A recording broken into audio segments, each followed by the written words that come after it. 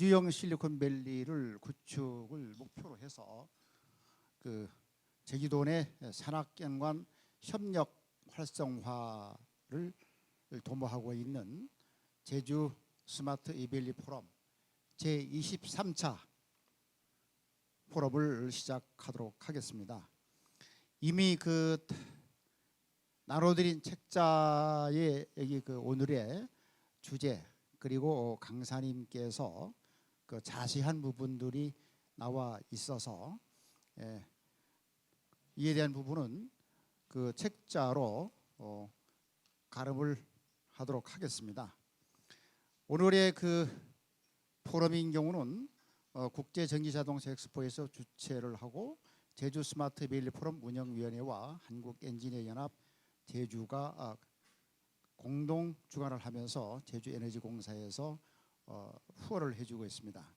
그리고 강사님 소개는 위인물로 가름을 하고 오늘의 타이틀은 여러분 보시는 것처럼 요즘 이번 정부가 핵심적으로 추진을 하고 있는 제주 가버프리 아일랜드 기반의 그린 뉴딜 조기 모델 조기 상용화를 전제로 하는 부분을 주제로 하고 있습니다.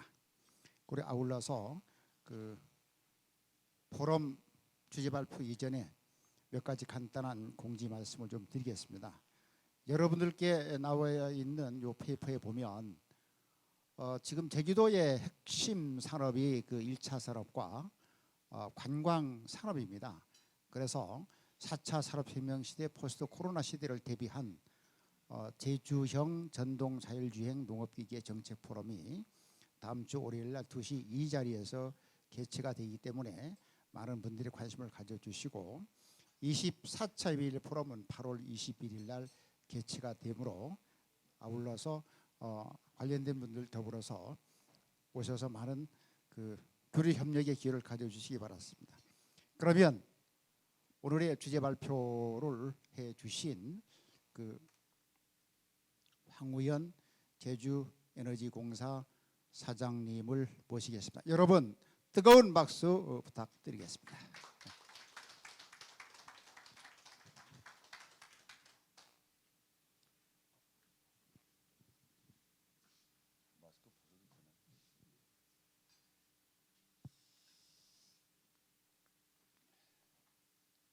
예, 안녕하십니까. 반갑습니다. 제가 두 번째 이밸리 포럼에서 아마 강의를 하게 되는 것 같은데 이른 아침부터 와주셔서 감사드리고요. 특히 이밸리 포럼 그리고 전기차 엑스포를 다 주관하고 계시는 김대한 위원장님께 늘 경의를 표합니다. 정말 타이트한 일정인데도 불구하고 이렇게까지 자리를 마련해 주셔서 감사를 드리고요. 또 여러 기관에서도 또 기업에서도 이렇게 이런 시간에 와주셔서 정말 감사를 드립니다. 제가 오늘 말씀드릴 내용은 제목이 좀 깁니다. 이 내용을 보면은 이걸 굉장히 고민을 많이 했습니다. 이거를 여러 가지 현상들이 복합적으로 나타나는데 과연 이거를 짧게 해가지고서 얘기하면은 기후 위기와 4차 산업혁명 선도 전략 그러면 이거 뭐 다 아는 얘기여가지고 뭘 여기서 담아 있는지 이거를 또 표현하기가 어려웠고 그렇다고 복합적인 요소들이 굉장히 많은데 그거를 무슨 딜레마적인 요소 이렇게 하자니 그 두 가지 사항만 아닙니다. 그래서 고르다 보니까 제목이 좀 길어졌는데 좀 양해를 해주시고요. 여기서 쿼드릴레마라고 하는 것은 저도 이 용어를 고르기까지 좀 자료를 찾아봤는데 우리가 두 가지를 가지고 고민하는 것은 딜레마라 그러고 세 가지가 서로 엉켜 있으면 트릴레마라 그러고요. 네 가지가 복합적으로 엉켜 있으면은 이렇게 쿼드릴레마라고 하는 말을 사전적으로 쓰고 있었습니다. 그래서 불가피하게 쿼드릴레마라고 쓴 점을 좀 이해를 해주시고 그런 관점에서 이제 제목을 좀 보면은 기후위기 대응인데 기후위기가 사실은 모든 거의 시발점입니다.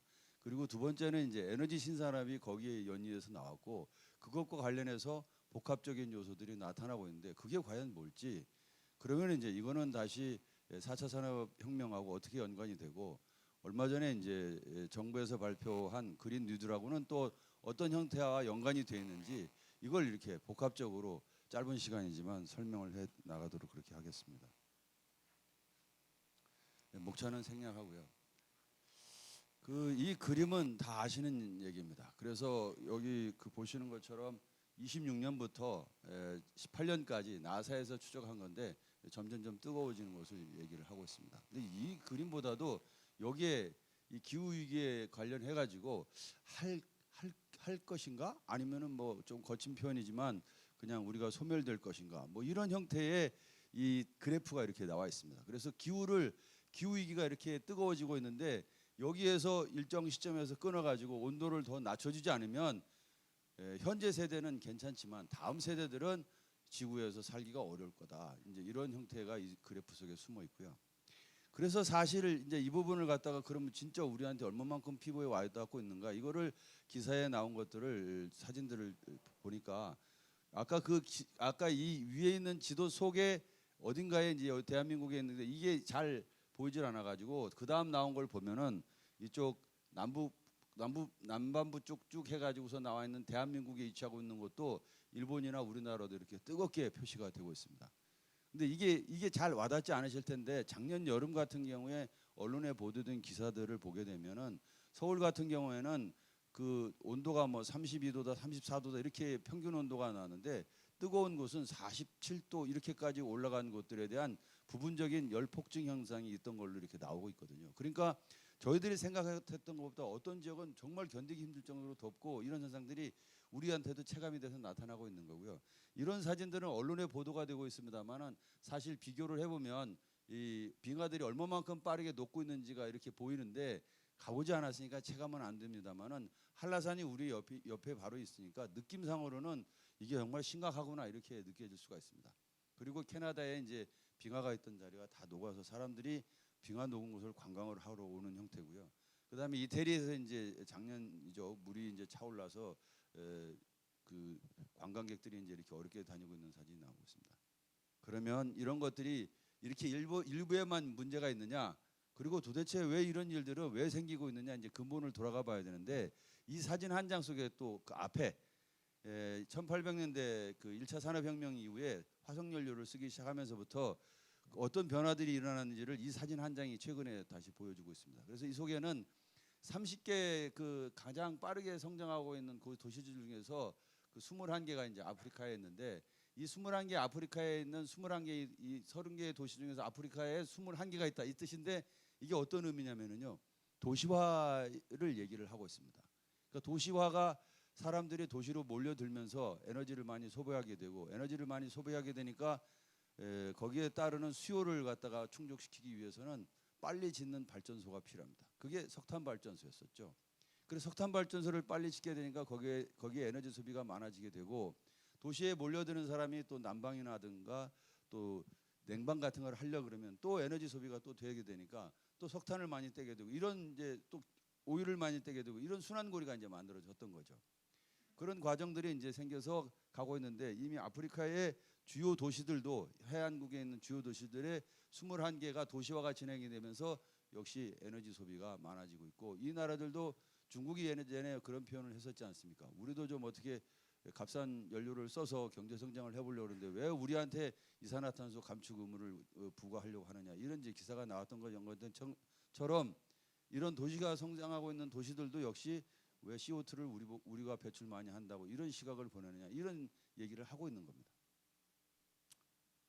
그런데 이제 제주로 다시 돌아와서 제주에서 과연 이런 것들이 가끔 언론에서 보도됐지만 이 연관성을 제가 한번 따져봤습니다. 따져봤더니 제주에서의 지금 우리 감귤의 대표적인 그 산업인데 15년 자료입니다. 더 심해졌습니다만은 공이나 이쪽 진주까지 이제 감귤이 진출하고 있고 사과나 이런 것들, 뭐 복숭아 이런 것들은 다 이렇게 몇 단계씩 이렇게 위로 올라간 것들을 알 수가 있고요. 어족자원도 마찬가지입니다. 수온이 1.2도 정도밖에 올라가지 않았는데도 불구하고 제주의 그 돔이 뭐 동해안에 잡힌다든지 이런 것들은 거의 이제 일상이 되어가고 있는 상황인 거죠. 그래서 과일 어종 이런 분포가 올라가게 되니까 제주 입장에서 보면은 기후 변화의 가장 이 프론트 라인에 있는 형태가 됩니다.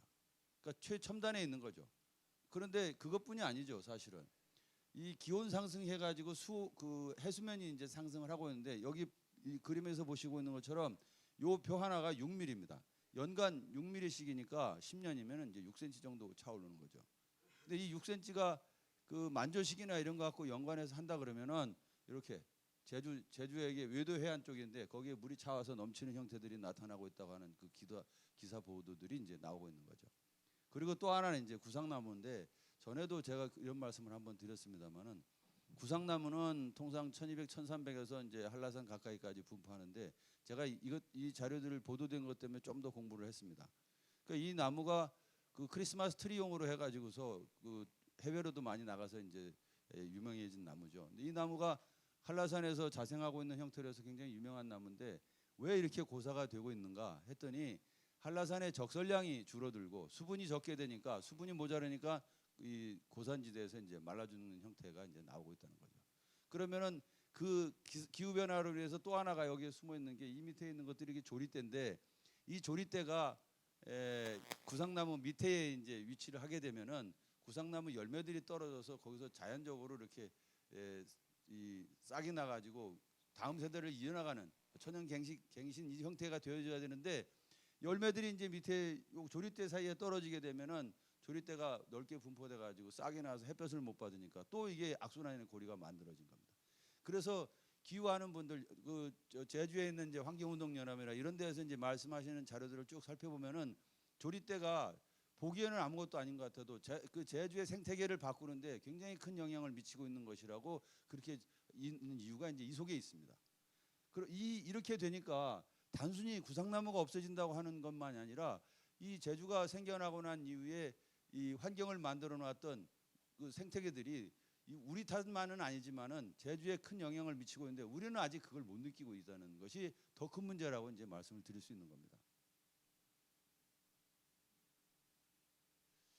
그 앞에 잠깐 빠뜨렸는데 이 기온이 올라가게 된다라고 하는 형태를 사람들이 통상 1.5도를 지금 저희가 낮춰야 된다고 BAU 해가지고서 90년대 기준 해가지고 그렇게 하는데 1.5도면은요 우리가 36.5도지 않습니까? 그러면 38도 정도의 체온을 저희가 느끼게 되고 있는 건데 이 구상나무 같은 경우나 이런 경우에도 이제 여기서 보시는 것처럼 온도가 1, 2도면은 별거 아닌 것 같은데 사람도 38도면은요 제대로 활동을 못하는 것처럼 자연도 적은 온도 차이지만 그렇게 큰 변화가 나타나고 있던 것에 연관성이 있다고 말씀을 드리고 가려고 추가로 말씀을 드렸습니다.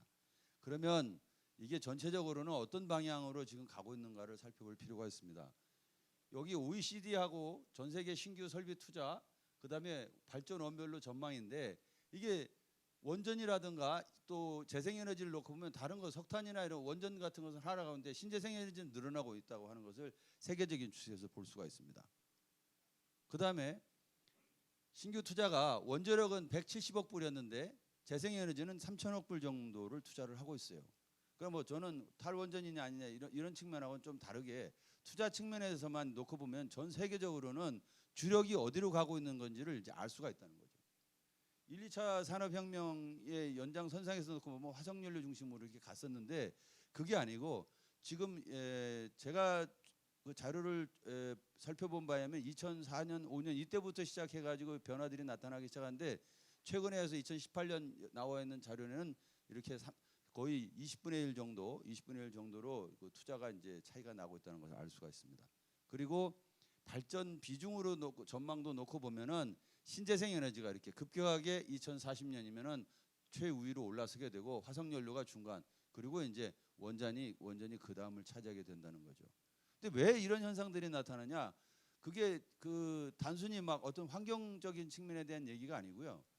가격이 급격하게 신재생 에너지 부분이 하락을 했습니다. 그러니까 산업 경쟁력이 이런 에너지원들 분야에서 나타나기 시작을 하면서 가격이 떨어지니까 이쪽 분야에 대한 투자가 늘어난 것이죠.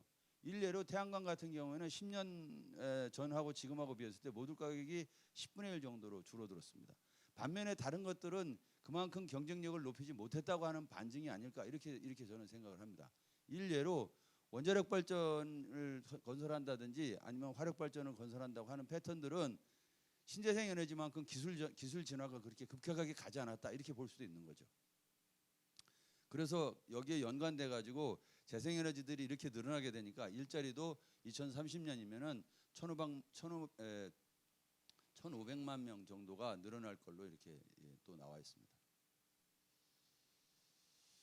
그게 사실일까? 제가 이렇게 주장하는 게 이제 사실일까? 그것도 논거가 있어야죠. 그래서 쭉 찾아보니까 여기 이게 파란색 기둥은 그 풍력입니다. 그래서 2019년이고 2008년이 있게 되지 않습니까? 그 10년 동안의 추이를 쭉 살펴보면은 풍력들은 점증합니다. 이렇게 점증합니다. 그리고 여기에 이제 원자력도 보면은 이렇게 조금씩 점증하고 다 2017년도 떨어지고 뭐 이렇게 하지만 어쨌든 점증하지만 조금 줄어가고 있는 추세를 보이고 있어요. 근데 태양광이 10년 전에는 풍력보다도 적은 위치에 있었는데 이게 어느 날 갑자기 늘어나기 시작을 하면서 16년 이때부터 이렇게 폭증을 하는 형태를 보입니다. 이게 글로벌 트렌드거든요. IEA에서 발표한 자료로. 그러면 이 현상이 우리나라에는 어떨까? 저는 제가 2017년, 18년 제주에서 1년 반 있었는데 그 당시에 이런 형태를 이런 그림이 올 거라고 예측을 못했습니다. 그런데 제주에 2년 반 정도 지나가지고 1년 반 정도 지나서 다시 와서 보니까 이 그래프하고 제주하고 똑같아졌어요. 다시 말씀드려가지고 태양광이 생각보다 2배 이상 늘어났습니다. 2년 사이에요. 그런 늘어난 현상이 발생을 했고 반면에 전 세계적으로 어떤 이 전기를 대량으로 생산하는 곳에 주력이 뭔가 이 그래프가 나와 있는데 여기 보시는 것처럼 해상 풍력들이나 태양광들이 대부분 나라에서 이렇게 점하고 가고 있는 반면에 석탄은 일본, 한국, 요 동남아시아 쪽 이런 나라에서 가장 값싼 주 연료원으로 발전원으로 쓰고 있다고 하는 이 그래프입니다. 그러니까 환경적인 측면보다도 아직도 우리가 비싼 원료를 아까 앞에 그 그래프에서 슬라이드에서 보시면 비싼 원료를 거꾸로 쓰고 있다. 물론 이제 등가로 하게 되면 아직은 싸지만 그 개념적으로는 그렇다는 말씀이고요. 그런데 이제 여기에서 또 하나 주목해야 될 부분이 있습니다. 그러면 과연 풍력이나 태양광 이런 부분들이 이 어떤 기술적 진화를 하고 있는가 이걸 살펴볼 필요가 있는데 제주의 97년 행원에서 처음 설치했던 그 풍력 발전기들은요 다 600kW 남짓 정도밖에 안 됐었습니다. 600kW라고 하는 개념은 우리가 일반 가정에서 한 달에 전기를 300kW에서 400kW 정도 쓰는데 400kW 쓰는데 그 1시간당 생산할 수 있는 게 600kW니까 뭐 2집 정도 1시간 쓸 수 있는 양을 터빈 하나로 생산하는 그런 정도의 수준이었어요. 기술 수준이. 그런데 그로부터 한 20여 년 남짓 지나가지고 이런 그 지표들을 저희가 볼 수가 있습니다. 제너럴 일렉트릭이 원래는 굉장히 큰 대기업이기도 하고 세계 경영의 신화를 이끌어온 이제 기업이기도 하죠. 근데 이 기업이 작년에 발표한 그 사진입니다. 이 사진 속에는 이 풍력 터빈이 12메가와트라고 하는 것을 얘기를 합니다. 그러니까 우리가 20여 년 전에 제주에서 국내 최초로 풍력 터빈을 설치했는데 그 풍력 터빈 설치한 거에 거의 그 10배가 20배까지는 안 되도록 그 정도 용량이 이제 이렇게 만들어져서 나왔고 이게 지난해 영국에서 올 초죠. 영국에서 파일럿 성공을 하고 이제 본격적으로 국내에 확산하겠다 이렇게 발표한 모델입니다. 이게.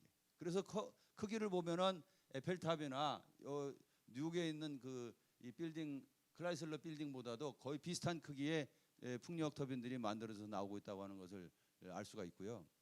그다음에 이제 지멘스가 그 다음에 가메사라고 하는 그 스페인에 있는 회사하고 해가지고서 만든데 이거는 11메가짜리입니다. 그리고 또 하나는 이제 중국의 양밍이라고 하는 회사에서 그 만든 제품은 역시 11메가짜리를 곧 생산해서 현재 설치를 하도록 하겠다. 이런 형태들이 나오고 있어요. 결국 이제 이것이 가지고 있는 의미는 그 20여 년 사이에 이런 분야에 대한 기술 진화가 저희들이 생각하는 것보다 훨씬 빠르게 가고 있다는 거죠. 그러면 이런 쪽을 리드하고 있는 기업들의 생각은 무엇이겠습니까? 이분들은 에너지 분야의 주류가 이런 방향으로 갈 수밖에 없다라고 하는 전제를 기업 내부에서 여기 기업인들 계시니까 분명히 분석을 하고 이 방향에 대한 예측을 해서 투자를 해서 갔다고 하는 얘기가 되겠죠. 그래서 이 사항들을 살펴보면은 미국이 이건 미국의 자료입니다. 미국이 81년부터 시작을 해가지고 캘리포니아죠. 거기서부터 시작해가지고 전력회사급의 이제 그 풍력 터빈들을 최초로 설치했는데 2019년에 이제 100기가와트의 개념이 이제 이 풍력이 이제 설치가 된 겁니다.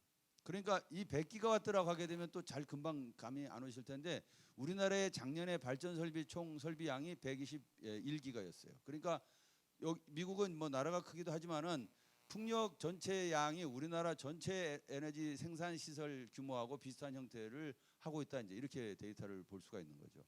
그리고 여기에서 또 이 그래프에서 나타내고 있는 것은 이게 3,000기가인데 이게 이제 그 어떤 그 정책에 의해서 자기네들 그 글로벌 전력 설비 용량을 놓고 따지면은 2000년부터 2040년까지 놓고 봤을 때 태양광이 아까 말씀드렸죠, 2004년 전후부터 징후가 나타났다고. 그래서 그때부터 기술 진화가 일어나기 시작해가지고 2020년이 여기에 있고요.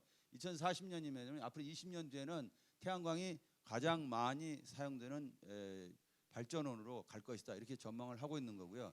그 다음에 가스, 석탄, 그 다음에 풍력, 수력, 뉴클리어 이렇게 가고 있습니다. 결국 원자력은 기저로서 계속 유지를 해나갈 수밖에 없는 이제 이 발전원으로 보고 있는 거고요. 여기에도 기술 진화가 계속 뒤따르게 될 겁니다. 그리고 이제 이런 대규모 풍력들이 설치되어 있는 것을 나타내고 있고요.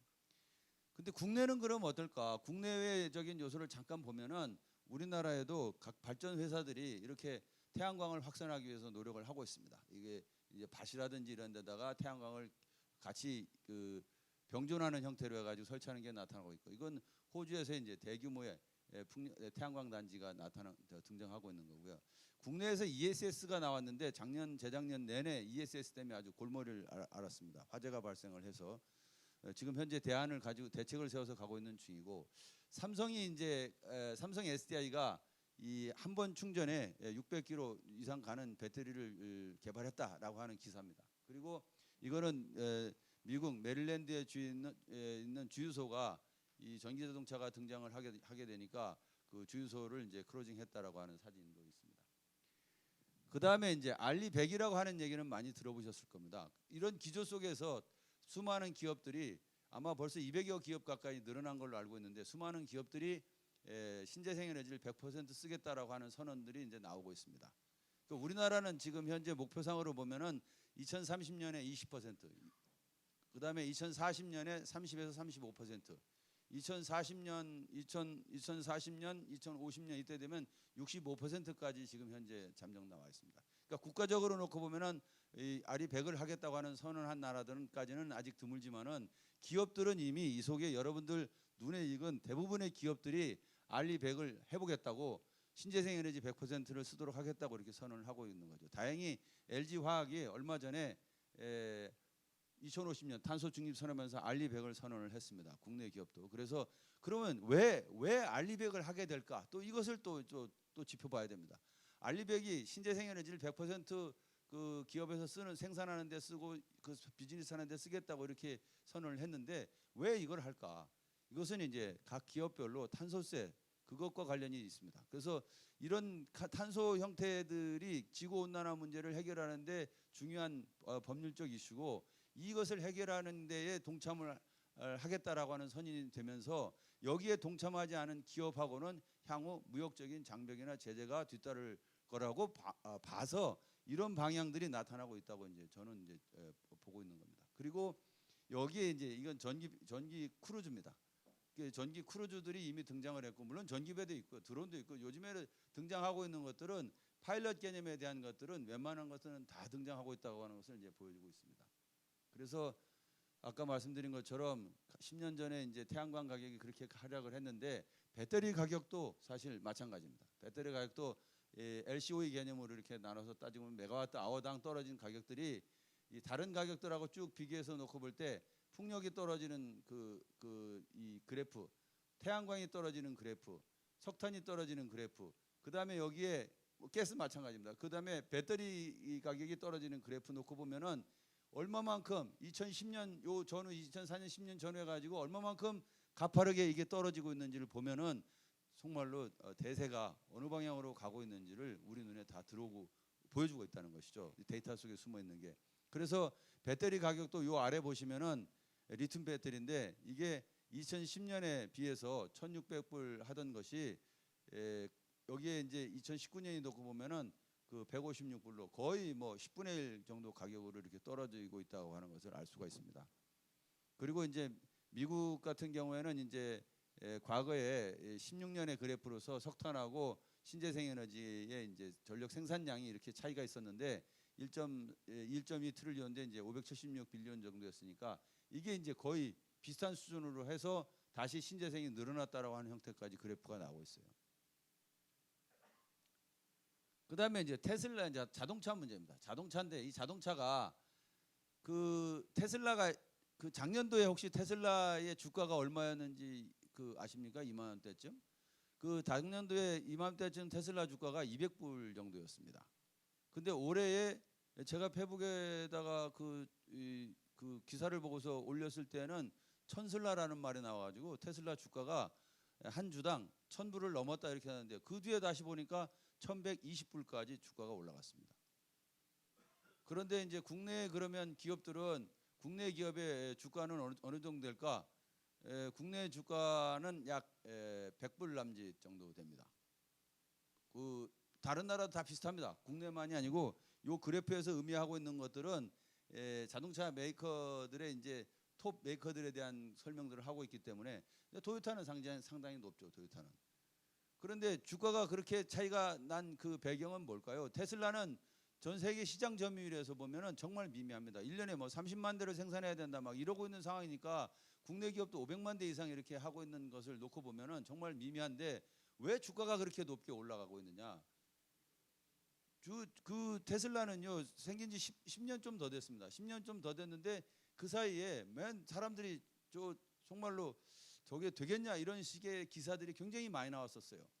그런데 스페이스 X 문제를 보여주고 전기 자동차가 이제 확산되는데 큰 기여를 하게 되는 그 전환점이 있었죠. 그 못생기고 작고 멀리 못 가는 그 세 가지의 문제를 일거에 아주 명품 자동차로 해가지고서 한 번 충전에 500km, 600km 가도록 하겠다라고 하는 형태를 구현해내면서 주목을 받았고 그게 이제 중국의 시장을 만들고 중국의 생산기지, 유럽의 생산기지 이런 식으로 확대해 나가는 전망이 천슬라 1,120불까지 만든 게 아닌가 이렇게 생각을 하고 있습니다. 물론 최근에 나온 기사를 보면은 아직도 품질 문제에 대한 대응해야 될 것들이 많이 나오고 있는데 그럼에도 불구하고 시장이나 이쪽을 선호하는 사람들의 주식의 테슬라에 대한 가치는 굉장히 높다는 거죠. 근데 이 회사가 그럼 언제부터 이렇게 성장 가도를 갔을까? 전망이 밝지 않죠. 요 밑에서부터 이렇게 갑니다. 하부에서 이렇게 기어갑니다. 그러다가 작년도 말부터 이렇게 치고 올라가게 되는데 도요타의 경우에의 그래프를 놓고 보면은 요 큰 변동폭이 요 생산량 전체에 놓고 보면 큰 변동폭 없이 항상 상위에 있다는 거죠. 그런데 시가총액으로는 도요타도 이미 뛰어넘었습니다. 그러니까 제주의 뒤에 이제 나옵니다만은 제주의 노력도 요 테슬라나 이런 전기차가 성장해 나가는데 큰 기여를 했기 때문에 테슬라가 이제 제주에 와서 뭔가 좀 더 도전적인 것을 해볼 때가 되지 않았나 이런 생각을 저는 또 해보게 됩니다. 요거는 이제 전체 규모를 알 수 있는 건데 이거 보십시오. 이거 부동에 이제 테슬라가 여기에 거의 왕자의 자리에 오른 느낌을 주고 있습니다. 국내로 다시 돌아와서 그러면 국내에는 CO2 문제를 어떻게 풀어가고 있는가? 여기 보시는 것처럼 우리나라는 2015년 파리 기후변화에 의해 가지고 37%의 CO2를 감축해야만 합니다. 근데 국내에서 할 수 있는 것은 그 당시에 15년 전후에 이제 거의 25% 정도 국내에서 하고 나머지는 해외에서 CDM을 하든지 이런 식으로 가야 된다고 이제 자료가 나왔었는데 지금 현재는 이제 정부가 좀 더 적극적인 그 감축 목표를 잡고 진행을 하고 있죠. 그래서 2020년 현재 이 시점에서 놓고 보면은 현재와 같은 탄소 배출 감소 이런 정책들을 할 경우에는 이쯤까지 30년이 된다 하더라도 CO2가 줄지 않을 거고 요 목표를 줄여서 나간다고 하게 되면 이제 여기까지는 이제 줄일 수 있다고 보는데 정책적인 목표는 여기에 있기 때문에 1.5도를 지키기 위해서는 정말 굉장히 많은 노력이 필요하다 이제 이런 게 숨어 있는 그래프가 되고요.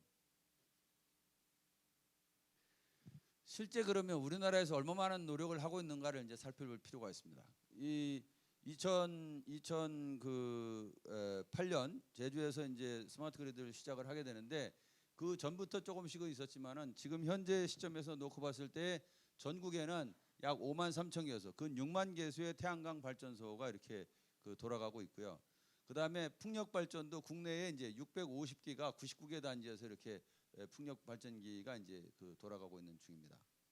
근데 여기서 주목해야 될 것은 제주가 지난 4월에 910개소에 약 280메가의 이제 태양광이 이제 돌아가고 있다는 것이고요. 1040개소 750메가가 아직도 추진 중입니다. 그러니까 이거 다 더하면은 약 1기가 정도가 되겠죠. 근데 제주에서 카본프리 아일랜드에서 가지고 있는 제주에서 해야 될 목표는 약 1.4에서 1.5기가 정도니까 아직도 가야 할 길이 이제 많이 남아 있는 겁니다. 그리고 이제 풍력 단지 같으면은 전국에 650기가 있는데 제주에 119기가 있습니다.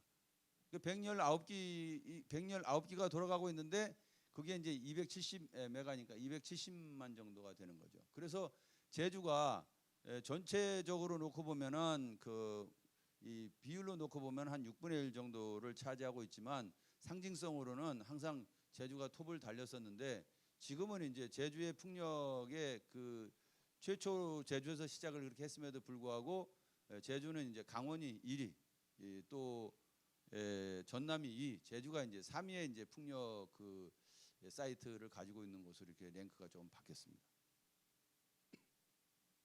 자동차입니다. 이게 이제 전기 자동차인데 전기 자동차의 그 국내에 처음 테스트 베드를 했던 곳이 이 제주 그 구자의 스마트 그리드 실증 단지였습니다. 이 자동차도 이제 그 내용을 쭉 살펴보게 되면은 처음에 그 1900년대 초에 그 에디슨 그 시대 때에 이미 3만 5천 대의 전기 자동차가 미국에 있었습니다. 근데 그게 이제 석유가 텍사스에서 발견이 되게 되니까 화석 연료 중심으로 가면서 전기 자동차가 크로징 당하고 90년대에 이어서 또 한 번 또 크로징 당하고 2000년대 초에 크로징 당하고 이번이 이제 네 번째인데 실상은 세 번째의 도약이라고 그렇게 얘기를 합니다. 이번에도 성공할까 못할까 굉장히 귀추가 주목됐었죠. 왜냐하면 석유 메커니즘이 굉장히 세기 때문에 그 부분이 이제 극복 못할 것이 아니냐 이런 시각도 있었는데 기후 위기에 관한 형태, 기술의 진화 이게 복합적으로 작용해서 전기 자동차가 급가속을 하고 있는 형태로 바뀌었습니다. 그러니까 국내의 경우에는 그런 도전이 있음에도 불구하고 몇몇 연구소에서 전기 자동차를 계속 핸들링을 해왔고 2009년 제주에 이제 스마트 그리드 실증 단지가 등장을 하게 되니까 국내 기업들의 전기 자동차를 참여를 정부에서 주도해가지고 요청을 했었고 또 제주에서 이제 그걸 또 적극 유치를 하는 걸로 방향을 잡았습니다. 그 노력 덕택에 처음에 블루온, 소울 뭐 이런 형태의 이제 전기 자동차들이 개조한 형태로서 배터리로 해가지고 운행을 하기 시작했는데 그 당시에 전기 자동차가 달릴 수 있는 거리가 130km 안팎이었어요. 그러니까 에디슨 시대 때 100km짜리 한 번 충전에 100km를 가는 형태들이 나와 있었는데 그 1세기가 지나도록 겨우 30km 정도밖에 30에서 60km 정도밖에 진화가 안 됐던 거죠. 물론 견제가 많아서 그렇습니다. 그런데 이제 제주에서 이런 그 전기 자동차들을 생산하는 과정들이 이제 펼쳐지게 되는데 지금 여기서 주목해야 될 것들은 이런 다양한 전기 자동차를 나왔고 내년이면은 이제 현대에서 완전 전기 자동차 플랫폼에서 만드는 차를 이제 대기를 하고 있는 것이 굉장히 특징적인 것이 되겠습니다. 그리고 이것은 이제 전기차 충전 로봇입니다. 전기차 충전 로봇도 제주에서 2017년 말에 그 일대엔 전기차 한 대당 충전기 한 대의 그 모델들을 충전기 한 대당 마스터 충전기 한 대당 20대를 동시에 충전할 수 있는 것을 제가 제주본부장으로 있을 때 그 벤처 기업하고 개발해서 설치를 한 사례가 있습니다.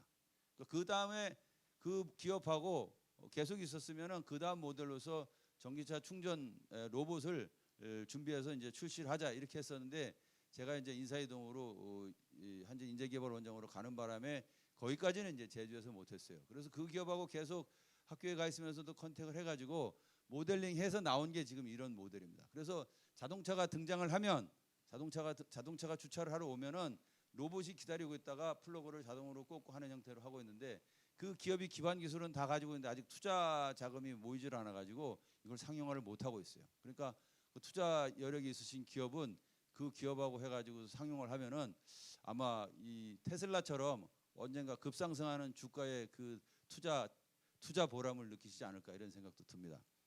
그래서 제주 있을 때에 이제 그러면은 아예 이 주차 전기차의 시대가 오고 있는데 그거에 맞는 주차 빌딩이 이제 등장을 해야 되겠다. 그래서 그 이제 서울로 올라가 가지고 이 주차 빌딩 모델들을 제주에서 검토한 것을 이렇게 디자인을 다시 입혔어요.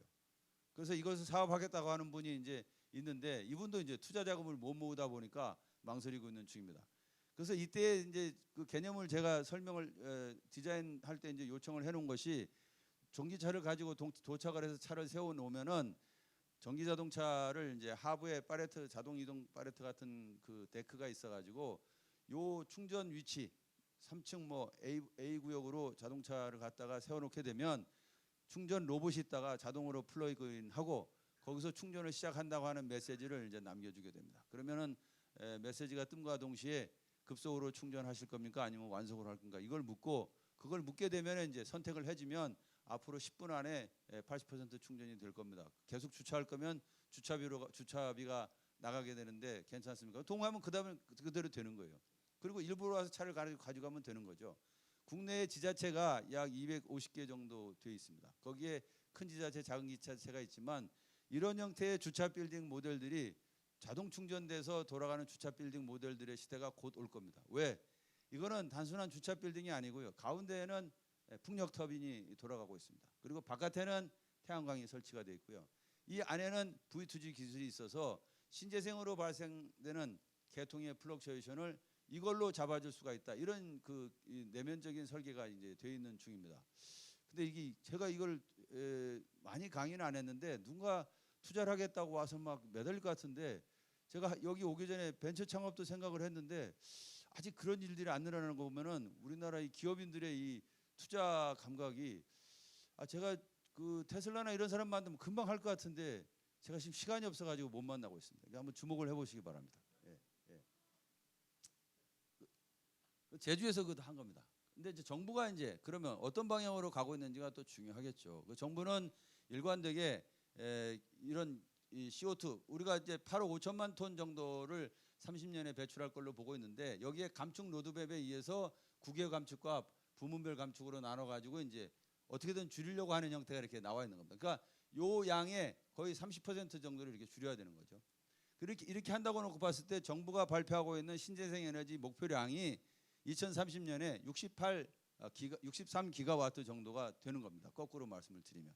이렇게 놓고 봤을 때 태양광과 풍력이 이런 비율을 갖게 되고 현재 시점에서 놓고 봤을 때 2017년인데 지금 15기가 했다고 하지만 아직 20기가도 채 못했습니다. 그러니까 앞으로 우리는 전국적으로 그 40기가 정도를 또 설치를 해야 됩니다. 그러니까 어마어마한 시장이 지금 이쪽에 남아 있는 거죠. 그런데 제약도 많죠. 언론에서는 태양광이 환경을 오히려 보존하는 게 아니라 훼손하고 있다 이렇게 얘기를 하고 있고 해상 풍력이나 육상에다 풍력을 하려고 해보니까 이게 덩치가 크고 경관을 저해한다고 이렇게 얘기하는데 이 문제는 서두에 말씀드린 것처럼 환경적인 요인의 그 보존을 하면서 구상나무 말씀드린 것처럼 환경을 보존하면서 공존할 것인가 아니면은 현재와 같은 상태를 유지하면서 계속 기후변화에 의해서 다음 세대에게 고통이 가도록 할 것인가. 툰베리 같은 그 소녀가 나서서 지금 기성세대들이 자기 자신의 미래를 훔쳐가고 있다 이렇게 얘기를 하지 않습니까?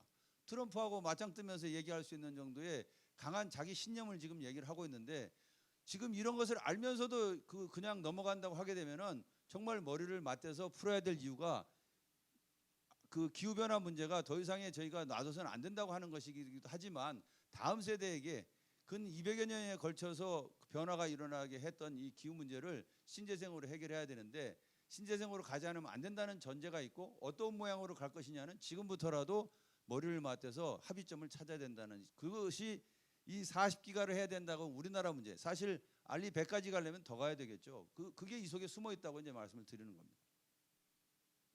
그래서 정부가 이제 그린 뉴딜 정책에 대한 것을 발표가 나왔는데 여기에 보면 이제 스마트시티나 또 고용 창출 또 선도형 그 기업 뭐 이런 내용들이 이제 포함이 되어 있습니다.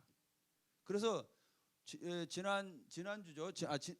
지난 월요일인가 화요일이죠. 화요일이가 발표했던 그 내용들을 보면은 그 속에 저희들이 제주에서 늘 해오던 형태에 대한 제목들이 속에 다 있습니다. 그리고 투자비도 22년까지 조단입니다. 전부 조답인데 전기 수조차 보급 노후차 이게 8.6조를 쓰는 게 나와 있고요. 여기에 이제 그 단지나 공공건물 에너지나 이런 쪽에만도 5조 원 규모가 들어간다고 하니까 여기에서 승부를 한번 내봐야 될 필요성이 있습니다.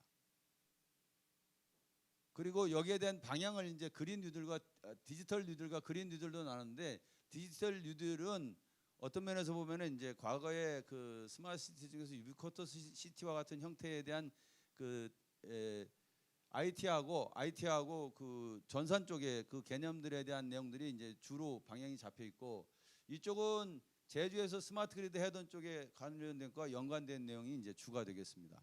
그런 관점에서 놓고 보면은 스마트 그린 시티라든지 그게 이제 뭐 100개 프로젝트입니다. 그다음에 이제 그린선도 100대 유망 기업하고 5대 선도 녹색 산업 육성한다든지 태양광 풍력 수소단 이런 형태들에 대한 내용들이 에너지에 이제 새로운 그 도시 공간하고 에너지에 대한 내용들이 주가 이제 이 그린 쪽에 잡혀 있는 게 되겠습니다. 그렇게 놓고 봤는데 그 지금 팬데믹이 여기 있거든요. 코로나가 여기 있거든요. 그다음에 이제 경기 침체가 그다음에 뒤에 기다리고 있으면서 기후 변화가 이거 다 인터넷에 나오는 자료입니다. 스토리는 이제 제가 짰지만 이렇게 덮쳐오고 있다고 하는 형태들이 상징적으로 보여주는데 저는 저 그림을 보면서 이 진짜 이 세상에는 정말 훌륭한 사람이 많구나. 저는 이게 머릿속으로 생각하지도 못했는데 누군가는 이렇게 이미지화 가지고 벌써 다 보여주고 있다는 거죠. 그게 제가 여태까지 지금 이제 시간도 별로 많지 않은데 근 40여 분 동안 앞에 서두에서 이렇게 쭉 말씀드린 내용을 이 그림 한 장으로 이렇게 표현하고 있어요. 네. 호주에서 작년도 말인가 이게 올라온 그림입니다. 호주는 석탄 강국이고 석탄 자원 강국입니다. 그 나라가 알리 500을 선언했습니다. 그 제주는 이미 세계 최초로 알리 300을 선언한 그 지자체거든요. 근데 저는 알리 300도 그 자부심이 있다고 생각을 했는데 호주는 알리 500을 선언을 했어요. 그 선언한 것까지 좋아요. 이 그림 한 장으로서 뭘 표시하고 있냐면 그 먼 호주에서 녹색으로 만들어서 여기 태양광 풍력이 있습니다. 이 플러그를 딱 꽂으면 여기서 생산한 전기로 일본, 한국, 중국, 동남아, 인도네시아 이쪽 일대까지 전부 자기의 전기를 공급하겠다 이렇게 얘기를 하고 있는 겁니다. 과거 석탄 산업으로 성장하고 그 살던 생활하던 호주가 이제는 신재생 에너지로 전 세계에 전기를 공급하겠다 이렇게 그림 한 장으로 얘기를 하고 있는 겁니다. 무섭죠 사실은. 저게 가능할까? 가능합니다. 왜? 해저 케이블을 연결하는 기술들이 이미 나와 있고요. 우리들이 전 세계와 인터넷 연결하는 것도 대부분 해저로 다 연결이 되어 있습니다. 그러니까 기반 기술들은 다 가지고 있는 겁니다. 그러면 저 사람들은 저런 꿈을 꾸고 있는데 우리도 저 사람들을 뒤져야 될 이유가 없다는 거죠. 왜냐하면 2009년 이때에 제주에서 전 세계적으로 가장 먼저 이런 분야를 했었어요. 그래서 지난 10년간 제주에 어떤 변화가 있었는지 어떤 노력이 있었는지 제가 또 정리를 해봤습니다. 제주에서 카본 프리 아일랜드를 한다고 선언을 했는데 많은 분들이 카본 프리가 도대체 아직도 개념을 모르겠다. 제주에서 어떤 것을 했는지 피부에 와닿지 않는다. 물론 제가 지금 이제 어제도 보도자료 나갔습니다만 스마트리 홍보관을 다시 리모델링을 준비를 하고 있습니다. 거기에 진짜 도민들 지역 주민들이 체감할 수 있는 그 카본 프리 아일랜드 모델들을 단기간에 이제 보완을 하려고 그러는데 그것도 예산이 조금 모자랍니다. 누가 투자한다 그러면 제가 거기에다가 특별관을 만들어 드릴 수도 있으니까 투자할 분들은 한번 말씀을 해 주시고요. 제주는 어쨌든 1차 목표 수정을 해서 4기가의 신재생을 설치를 해야 됩니다. 다른 나라들을 가른 것보다는 양은 적지만은 어쨌든 제주에서는 적지 않은 양입니다. 전기자동차 충전 인프라하고 37만 대 바꿉니다. 그다음에 에너지 효율 23% 이게 들어갔습니다. 이 목표를 가지고서 이제 제주가 다시 도전을 시작을 하는데 지금 현재까지 풍력이 2.3기가를 해야 되고 태양광이 1.4기가를 해야 되는데 보급 실적은 전체적으로 보면은 약 500메가가 조금 넘었습니다. 그렇게 해서 전체적으로는 16%, 15% 정도의 태양광하고 풍력 발전이 이제 전기를 공급하고 있는 중이고요. 여기에 전기 자동차가 19,000대가 넘었습니다. 올해 아마 지금 4월인가 3월인가 2만 대가 이제 넘을 걸로 이렇게 나왔었는데 19,000대가 가지는 상징성은 굉장히 큽니다. 왜냐하면 전국 부동의 1위를 아직 지키고 있고요. 19,000대를 이용을 해서 이 제주의 카본 프리 아일랜드의 여러 가지 모델들을 만들 수 있는 게 숨어 있습니다. 이제부터 시작인 거죠. 그런데 이것도 또 제주가 부지런히 가야 되는데 요즘에 또 장애 요인이 몇 가지가 있습니다. 그 장애 요인이 있는 중에 다른 지자체들이 제주의 모델들을 또 카피를 하기 시작을 했습니다. 그래서 서울이 17,000대, 그다음에 경기가 15,000대 이렇게 추격을 해오고 있는 겁니다. 그러면은 저희가 스마트 그리드를 한다고 했을 때도 그렇고 풍력을 한다고 그러고 다른 지자체들은 제주의 그런 프론티어적이고 도전적인 형태들을 잘 인식을 못하고 있다가 제주의 상징성이나 제주의 도전을 놓고 그것을 벤치마킹을 해서 그 도시들에다가 적용을 하고 시작하고 있는데 제주에 있는 그 주민분들이 얼마나 많은 기여와 제주도의 이 분들이 얼마나 많은 기여를 했는지는 아마 여러분들이 잘 아실 겁니다. 없는 재정에 보조금을 다른 지자체보다 더 많이 줬었고 전기자동차가 멀리 못 간다고 하는 것을 알면서도 불구하고 전기자동차를 구입해서 선도적으로 썼었고 그 피드백을 통해 가지고 국내의 전기자동차 산업이 성장해서 육지로 갈 수 있도록 그렇게 기여한 거거든요. 이러면 이럴 때 박수도 한번 치고 그런 거 아닌가?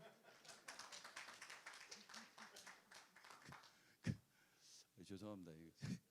너무 딱딱한 것만 제가 얘기하는 것 같아요. 그래서 이 만구천대가 그렇게 하고 있는데 그러면 다른 지자체들이 그렇게 해가지고 확산하는 것은 본래 의도에 있습니다. 제주에서 파일럿을 해가지고 이것을 쉐어해서 우리나라 제주뿐만 아니라 국내 전체가 발전하고 전 세계에 기여하자 이게 숨어 있었는데 그러면 우리가 자꾸 밀려날 수는 없지 않느냐 이런 얘기죠. 이 시점에서 우리도 다시 결집해가지고 뭔가 새로운 비전을 만들어서 가야 되는 시점이 지금이라고 하는 것을 이제 말씀을 드리는 겁니다. 제 입장에서는. 그래서 이제 제주에 그러면 무슨 일이 있었나 살펴볼 필요가 있는데 제주에 이게 이제 그 적합한 것을 찾다 보니까 그런데 지금은 여러분들 듣기에도 조금 그 낯설지 않은 용어들이 이제 이미 10년 전에 있었습니다. 전력망 감시, 마이크로 그리드, 뭐 전기자동차, 스마트홈, 스마트 빌딩, 전력시장 통합운영센터 이런 것들이 있었고요. 그 당시에 10년 전 이지만은 그 당시에 이미 태양광이나 풍력이나 이런 것들 그때 사진 그대로 제가 인터넷 찾아서 언론 기사 거 찾아서 가져왔습니다. 이런 것들이 그 당시에 이미 이렇게 행원 쪽에서 강한 챌린지를 했었습니다. 그래서 전국 최초로 통합형 스마트 그리드 기술 및 실증 상용화를 연계해 가지고 시작을 했고요. 여기서 나온 기술들이 지금 다른 지자체에서 다 쓰고 있는 형태가 됩니다. 이 그림 보시면은 일부러 실제 사진이 아니고 2009년 5월에 제가 실무 책임자를 하면서 발표했던 그 조감도입니다. 여기에 행원에 스마트 그리드 홍보관을 이렇게 해서 건설하겠다고 발표를 했고 이게 이제 10월 달에 준공을 합니다. 그러니까 가설 건물이었 그것도 있지만 실제는 이제 행원에 등장한 건 10월 달이었고요. 그래서 그 당시에 전기자동차가 많지 않으니까 이건 정말 서글픔이지만 현실입니다. 전기자동차를 갖다 설치를 해야 되는데 일본에서 모델을 가지려 하니 마이입해봤자 거의 그 블루온 정도 레벨의 차예요. 거기서 전기자동차를 주질 않았어요. 뭐 줄 리가 없죠. 경쟁사이기도 하니까. 그러니까 고민을 해가지고 이런 형태로 해서 전기자동차 충전하면 꽂고 그러면 이런 식으로 돌아간다. 아마 이거 가서 보신 분들도 많을 거예요. 그렇게 했었고 그 앞에다가 행원 그 홍보관 앞에다가 이렇게 전기자동차하고 태양광하고 연동된 모델의 급속하고 충전기 그래서 급속 충전기 그 당시에 4,500만 원인가 그 6천만 원 했었습니다. 지금은 한 1,300 정도로 떨어졌죠. 네. 그 당시에 이제 이런 차들이 있었어요. 이렇게 소울, 블루온 뭐 이게 아마 볼트처럼 보이는데 국내 최초로 13년부터 최초로 민간에 보급되기 시작한 겁니다. 그러니까 지금 근 6년여 만에 전국에서 전기자동차가 10만 대를 넘었으니까 이게 제주에서의 이런 노력이 없었으면 이게 어떻게 가능했겠냐 이거죠. 은근히 막 올라옵니다. 이런 거 하다. 그 다음에 두 번째는 이제 제주 마이크로 그리드인데 우리 김대한 위원장님하고 이제 그 당시에 제주도가 언론에 또 공격을 좀 받았습니다. 도대체 스마트 그리드 한다 그러는데 이 실제 모델이 어디 있느냐 도대체 뭔지 모르겠다. 그래서 그 담당 주무관 그 당시에 주무관님이 이제 도에서 이런 생각이 있는데 이걸 할 수가 있겠냐. 그런데 저는 그 당시 실무부장이었지만 해보자. 세계 최초로 디젤 발전기 없이 풍력, 태양광, 배터리만 갖고 돌아가는 모델을 한번 제주에서 해보자. 저희는 이제 사이트가 나왔던 것이고 제주는 그것을 가시적으로 보여서 미래를 가늠해 보자 이제 이런 형태가 있었던 거죠. 그래서 이 가파도 작은 섬 0.85밖에 안 되고 인구 300여 명밖에 안 되는 작은 섬에 이렇게 여기에다가 태양광, 풍력, 전기자동차, 그 진행형 계량기, 그다음에 ESS죠. 배터리, PCS, 요 ESS까지 이렇게 설치하고 이걸 자동화 운전하는 것까지 넣어서 기획을 합니다. 그래서 이것도 저 시작 단계에서부터 한 1년여 걸쳐 가지고 정말 고생을 많이 했는데 다 함께 있으면 세부 말씀을 드리겠습니다. 그래서 만들었는데 여기에 그 만든 설비로 인해 가지고 여기에는 이제 6일이라고 썼지만 가파도 소장님의 최근 기록에 의하면은 7일간에 디젤 발전기 150kg 세대를 끄고 7일 동안 풍력, 태양광, 배터리 이것만 갖고 공급한 기록을 가지고 있습니다. 저는 제가 제주로 다시 오기 전까지 이것이 가지고 있는 자부심만 있었지 이게 뭘 상징하는 것까지는 몰랐었어요. 그런데 제주에서 발전 제약이 생기고 있다고 하는 형태를 알고 난 뒤에 보니까 이게 요 가파도에서 두면 제주에서 안 될 이유가 없는 겁니다. 다시 얘기해서 제주에서도 가능하다면 물론 계약적인 문제가 있어서 화력 발전이나 이런 것들을 꺼놓고 신재생만으로도 갈 수 있는 설계가 가능하지 않을까 이런 그 도전 의식이 또 새로 생겼어요. 그렇게 놓고 봤을 때 국내에서 최초로 만든 이 모델들이 변형된 형태로 이제 여러 지자체나 이런 데로 가고 있고 해외로도 이미 갔습니다. 두바이에 갔죠. 시간상 조금 빨리 가야 됩니다. 그래서 이런 모델들이 있어서 이제 알고 계실 텐데 이 사진은 지금 가파도 소장님이 이제 방문하는 분들한테 설명하는 사진이고 가파도 소장님이 거의 이 분야에 아마 거의 국내 제1의 프로가 다 되셨어요. 시스템적으로나 마찬가지로. 그 이분이 운영하는 데 있어서는 타의 추종을 불허합니다. 제가 100% 개런티합니다. 우금민 지사님이 이 가파도에 있는 제어반을 요 스위치를 끄는 장면인데 이때 여기 제가 다 써붙였습니다. 이게 다른 분이 뭔지를 모르니까 디젤 발전기를 오프하고 신재생으로 가는 마이크로드를 온한다. 이 표현이 이제 여기 있습니다. 요 자그마한 섬에서 그런 일이 일어났던 거고요. 그 다음에 이제 또 하나는 이제 그 배터리 마이크로 그 그리드나 이런 데에 들어가는 ESS입니다. ESS도 막 어디 누구 다른 데서 하는데 아닙니다. 제주가 오리지널리티가 있습니다. 제주가 기원입니다. 조천 변전소에서 2009년에 이렇게 처음에 조천 변전소 전에 행원에 있는 그 스마트 그리드 실증단지 앞에 요 충전소에다가 150kg짜리를 같이 연동해 가지고서 삼성 SDI하고 요 배터리를 해서 돌아가는 것을 테스트를 했고요. 그 사이에 전력연구원 중심으로 해서 삼성 SDI하고 효성하고 해서 조천 변전소에서 출력 안정화용 8메가와트짜리를 개발을 합니다.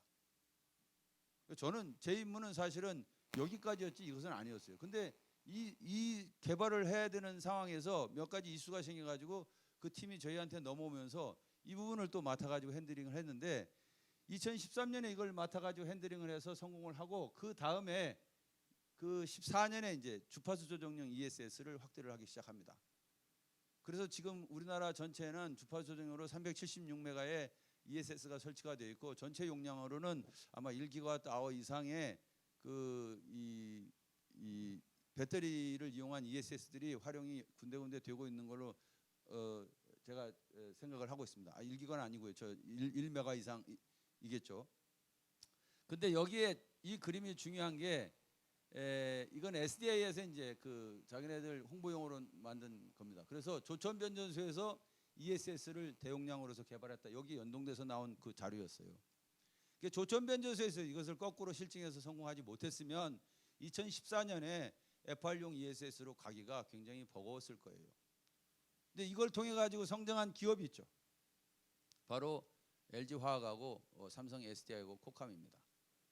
그러면 그 회사들은 그 당시에 주가가 이 2014년 이때의 그 주가가 지금보다 거의 반 정도밖에 안 됐었어요. 그러니까 지금 주가가 2배로 오른 셈이니까 가장 수혜를 또 많이 본 기업이지 않겠습니까?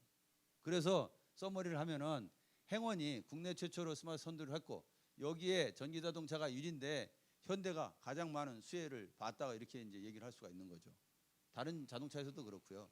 그 다음에 이제 가파도에서 이걸 처음 했는데 이 모델들이 괌이나 이런 데를 가면서 1조 원 프로젝트로 연결이 됐고 여기에 이제 그 ESS를 조천에서 하고 난 뒤에 LG 화학이나 삼성 SDI 같은 회사들이 해외로 진출하는데 막대한 큰 기여를 했다고 이제 제주 입장에서 이 프로젝트를 주관하는 제 입장에서 보면은 그게 숨어 있다고 말씀을 드리는 겁니다. 여기에 이제 중소기업 주도로 했던 스마트 그램 마이크로그리드 국산 운영 시스템 상용화가 됐고요. 최종적으로는 이제 정부가 이걸 주도함으로써 소규모 상용화 토탈 솔루션 개발하는데 정부의 역할과 제주 지자체의 역할이 컸다는 거죠. 그러면 이제부터 어떻게 해야 되느냐? 제주에서 나온 그 기술 개발을 했는데 이제부터는 단기간에 모든 걸 결집해서 그린뉴딜에서 주도해 나가야 된다. 주도를 해 나가야 된다.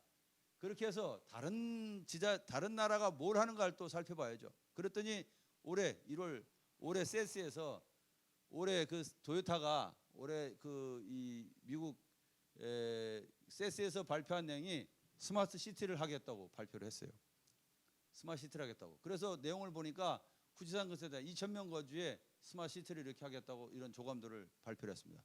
마치 2009년에 제주에서 행원에다가 조감도를 발표한 것처럼 이 사람들도 똑같은 형태를 하고 있는데 발표는 오래 했지만 2012년부터 준비를 해왔어요. 이건 시간상 넘어가겠습니다. 2.3조를 투자한다는데 내용은 이렇게 다 나와 있어요. 테슬라죠. 테슬라가 16년에 멜버른에다가 2,500가구의 테슬라 타운을 조성해서 지붕, 태양광, 파워월, EV 서비스 플랫폼 이거를 만들겠다고 선언을 했었어요. 그리고 난 뒤에 18년에 남호주에다가 5만 가구의 가상 발전소 형태의 이런 그 스마트 타운을 만들어서 태양광과 ESS 통신 네트워크 IoT 형태로 해가지고서 전기장차와 연동해서 돌아가는 형태의 가상 발전 주택을 만들어서 시장을 주도하겠다 이렇게 하고 있어요. 근데 테슬라는 이미 자동차를 넘어서 에너지 공급 회사로 에너지 수요 조절하는 회사로 이렇게 성장을 하고 있기 때문에 이것도 멜버른 16년부터 해서 지금 현재까지 이어지고 있는 겁니다. 그래서 2022년까지 이걸 끝내겠다고 하고 있는 거죠. 사우디 네옴시티는 발표한 지가 한 3, 4년 돼갑니다만은 여기는 규모가 더 큽니다. 인구가 계속 늘어나게 되니까 100만 명 도시의 미래 도시를 만들겠다고 하면서 사우디에다가 이런 형태의 플랫폼 도시를 만들겠다고 했는데 저는 이것이 그 서울의 그 뭐 44배나 되는 형태의 도시를 한다 그러는데 저는 이런 자료들이나 기사들을 보면서 이게 가능할까? 신도시라고 하는 게 가능할까? 그럼 사우디는 왜 할까? 2030년경이 되면은 석유 고갈을 이미 2000년대 초반부터 계속 걱정을 해왔습니다. 그래서 거기에 대한 집약체로서 이게 발표가 됐는데 뭐 여러 잘 되고 있다고 하기도 하고 아직 잘 안 된다고 얘기도 다 들립니다. 그렇지만 주목해야 될 점이 뭐냐? 여기입니다. 보스턴 컨설팅하고 맥켄지 앤 컴퍼니에서 2,300페이지에 달하는 계획서가 만들어졌다라고 하는 거죠. 주목할 점은 여기에 있다고 보고요. 시간이 있으면 나중에 또 말씀을 드리겠습니다. 그러면 이제 우리가 겪고 있는 현실을 알아야 어떤 위기에 있는지를 좀 봐야 될 필요가 있습니다. 지금 이 자료는 제주에서 발전 설비 용량과 발전 실적입니다. 제주의 발전 설비 용량은 2019년 말에 1.7기가 정도, 1.8기가 정도가 됩니다. 그러니까 여기 1.8기가인데 육지하고 연계된 것이 40만 킬로, 중앙급전, 제주에 있는 화력 발전하는 게 약 80만 킬로 정도를 쓰고 있는 거고요. 거기에 신재생이 약 60만 킬로 정도가 들어와 있습니다. 그래서 1.8기가 정도가 되는데 발전하고 있는 실적을 보면은 약 5,720만 기가와트 아워 정도를 19년에 생산을 했죠. 근데 여기에 보면은 이거 수치가 여기에 보면은 19년에 31%였고요. 육지 연계된 게 내부에 이 제주에 있는 화력 발전을 생산하는 게 54%입니다. 여기 LNG로 이제 바뀌어서 늘어났어요. 신재생이 14%예요. 여기에 6.4%였던 거에 비하면 신재생은 2배 이상 늘어났죠. 그리고 이게 20년 지난 2월에는 16%로 훨씬 더 3배 가량 이렇게 접근하고 있습니다. 그런데 어떤 게 문제냐? 1.8기가나 되는 양에 비해서 사용량이 너무 적습니다. 그러니까 발전한 양을 다 쓰지 못하는 현상이 나타나기 시작을 했어요. 그리고 또 하나 주목해야 될 점은 이 연계선들이 35에서 36, 40 이런 정도를 유지를 하고 있었는데 19년이 되니까 31%, 지난 2월에 30%로 육지에서 들어오는 전기량을 줄였습니다. 그 다음에 이 화력발전 쪽은 58%, 49% 이렇게 43% 유지하다가 작년에는 54%도 늘었고 지금 현재도 51%예요. 이거는 숨어 있는 숫자가 대략 30% 정도까지는 줄일 수 있다라고 하는 전제가 있고 여기는 50%대 이하로는 못 내려간다라고 하는 게 숨어 있다고 봐야죠. 그러니까 상대적으로 요 머스트런이라고 하는 형태의 표현이 나오면서 신재생은 수용할 수 있는 게 한계가 있다 이런 얘기가 됩니다. 그럼 대안이 또 있어야 되겠죠. 그래서 그 사이에 어떤 일이 있었나를 쭉 정리를 해놓은 자료를 보니까 2015년부터 신재생에 의한 발전 그 제약 횟수가 이렇게 쭉 누계로 나와 있습니다. 그래서 작년도까지 121회였었고 이게 토탈하게 되면 이제 올해 것이 들어가게 되니까 이게 121회 더 넘습니다. 이건 수치가 좀 통계가 잘못 나왔는데 지금 현재 지난 6월까지의 통계가 올해만도 42회인가 그렇습니다.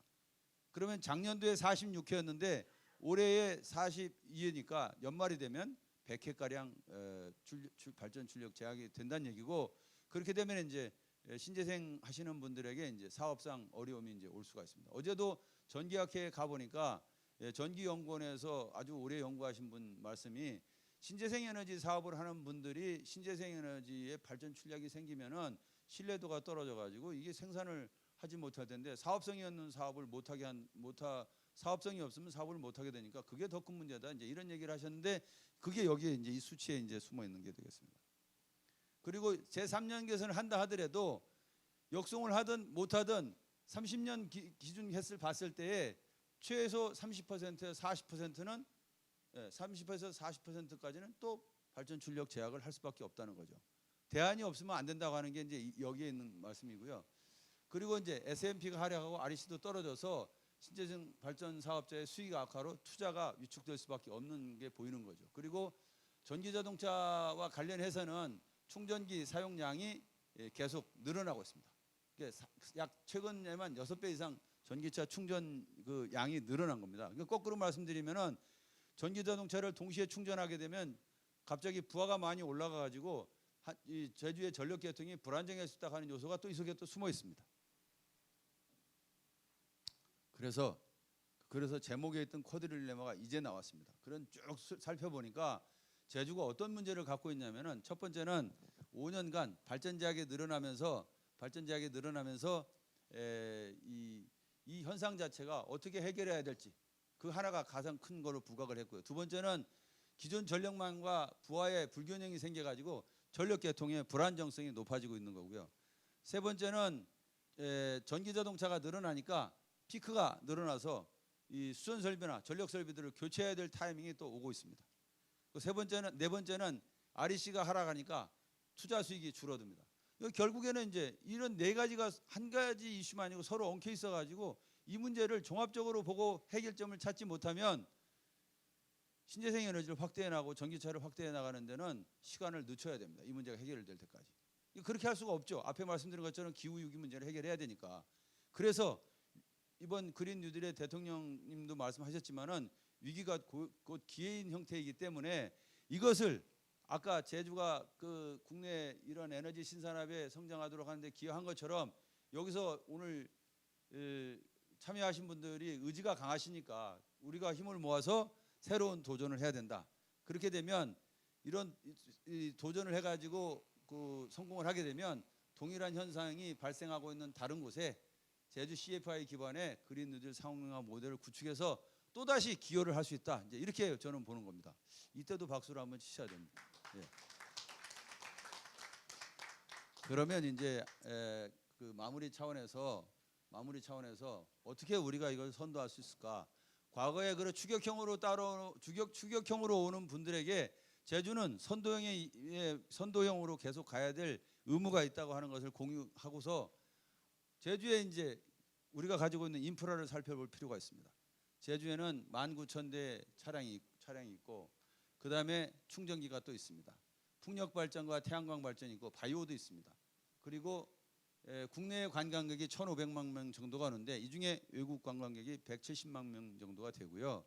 내부적으로 이 제주에 있는 그 소단위 지자체 그 중에서 13개 지자체에서 연간 500억 원 이상의 소비가 이루어지는 작은 도시들을 가지고 있습니다. 이 웬만한 중소기업 이상의 매출을 거기서 보는 겁니다. 그리고 인구가 69만 명이지만 1,500만 명 정도가 오고 있는데 29만 세대에 1,500만 명이고 정부 지방 대규모 개발 사업을 했던 그 사이트들이 16개가 있습니다. 그다음에 HVDC 발전 연결이 되고 있으니까 이런 인프라들을 최대한 활용해서 가보자. 또 그것을 다시 배치하면은 제주 전역에 이렇게 다양하게 분포가 돼서 흩어져 있다는 거죠. 이 흩어져 있는 곳에 있는 것들을 활용하는데 여기 노란색은 제주에 있는 제주 산하의 공공지자체고 요 보라색들은 제주에서 했던 사업들 내용들이 들어가 있습니다. 나머지는 관련되는 육지에 이제 기관들이 와서 연구를 하거나 사업을 하고 있는 곳들이 되고요. 물론 여기에 이제 제주 대학이나 이런 데서 가지고 있는 내용들은 또 따로 있습니다. 그다음에 이제 3대 목표와 주요 사업이 진행되고 있기 때문에 사우디나 토요타나 이런 테슬라나 이런 쪽에서 하고 있는 것과 같은 컨셉의 이상의 모델을 만들어서 가면은 우리가 성공할 수 있다, 이제 이렇게 그렇게 보는 거고요. 그렇게 했을 때 제주의 강점이 이렇게 많습니다. 기회도 이렇게 많습니다.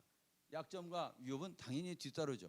그러니까 이걸 극복하면은 강점과 기회를 가지고 이걸 극복하면 제주가 분명히 우리는 성공할 수 있다고 보는 거고요. 그렇게 했을 때 시간상 좀 더 구체적으로 말씀을 드려야 되는데 그거는 이제 다음 기회에 또 말씀을 드리도록 하고 3대 요건과 8대 전략을 정리를 했습니다. 그래서 제주에다가 제주 전역을 지역 거점 스마트 타운으로 만들어서 스마트 에너지 시티 방향으로 가야 되는데 목표를 잡고 명확하게 해야 될 요건 3개가 사업 방향하고 기반 인프라를 추가로 더 확보해야 됩니다.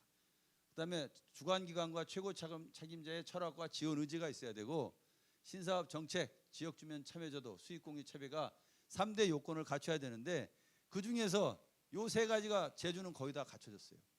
지자체의 의지나 주민들의 의지나 또 어떤 제도적인 측면, 사업 방향도 잡혀 있는데 다만 새로운 사업 방향은 아직입니다.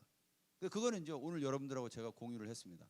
8대 전략은 개발 목표를 세부적으로 좀 잡고 참여자의 역할을 명확하게 해서 구축 시스템을 고도화해야 된다. 지금 시스템으로 안 되는 거죠. 그다음에 이용 편의성을 높여야 됩니다. 시스템을 개발해도 사용자 중심으로 해서 편의성을 높여주지 않으면 안 쓰게 되니까 조기 구축해서 중소기업 육성하고 일자리 창출 만들고 글로벌 시장을 선점하면은 이 만들어진 체계가 이제는 여기서 단절이 이렇게 되는 게 아니고 선순환 구조로 계속 제주를 중심으로 가게 될 거다라고 이제 제가 최종 말씀을 드리겠습니다. 이 시간이 없어서 이 그림을 보면은 몇 번 설명을 드렸습니다만 현재의 육지에서 오고 몇 안 되는 에너지 환경이 2030년이 되면 육지로도 가고 전체가 이런 다양한 에너지 자원을 갖고 스마트 타운 하에서의 디지털라이즈되어 있는 이런 에너지 공유 체계, 건물에서의 공유 체계, 관리 체계 이런 것들이 등장해서 가게 되는데 가장 중요한 것은 이 가파도에서 디젤 발전기로 해서 공급받는 이런 형태가 디젤 발전기를 끄고도 풍력 태양광 배터리로 가는 모습들이 만들어진 것처럼 제주에서도 이런 모델이 실현이 머지않아 가능하게 될 거다 이렇게 말씀드릴 수가 있겠습니다. 시간상 여기까지 하겠습니다.